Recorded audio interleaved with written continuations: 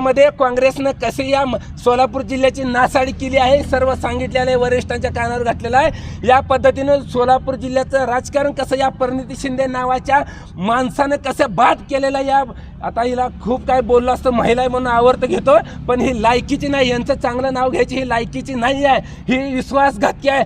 त्यावेळेस खासदारकीच्या वेळेस आमचे आदरणीय खंदारे साहेबांनी सांगितलं होतं की परिणिती शिंदेच्यावर विश्वास ठेवू नका, परंतु आमच्यामधल्या काही गद्दारांनी आम्हाला देखील फसवलंय आणि आमच्या शिवसेनेमध्ये असणाऱ्या काही पदाधिकारी गद्दारांना पण सांगू इच्छितो, जर का आता इथून पुढच्या काळात जर त्या काँग्रेसबरोबर कुणी जर मिलीभगत केली असेल तर तुम्हाला देखील आता शिवसैनिकांचा इसका आणि वरिष्ठ अधिकाऱ्याचा इसका दाखवल्याशिवाय सोडणार नाही। अशा गद्दारांना घरचा रस्ता दाखवला जाईल। आम्हाला देखील आमच्या एका गद्दारांनी फसवलेलं आहे, आमच्याशी खोटं बोललेलं आहे, याचा रिपोर्ट मी उद्धव साहेबांसमोर बसून देणार आहे। त्यांनी लोकसभेला कसं काय कारस्थान केलेलं आहे आणि म्हणून परिणिती शिंदे वाटत